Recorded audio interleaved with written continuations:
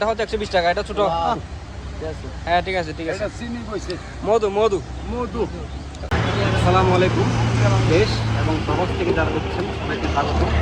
দর্শক, আমরা আছি রাউজান উপজেলার কুন্দেশ্বরীর পর সূত্রপুরকান এলাকায়। এখানে আপনারা সকলে জানেন, এখানে বাকি তরমুজ বিক্রি করা হয়।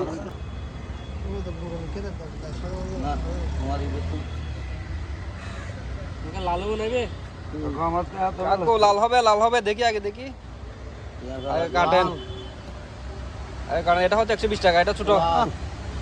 হ্যাঁ ঠিক আছে ঠিক আছে। মধু মধু মধু। ঠিক আছে ঠিক আছে ঠিক আছে।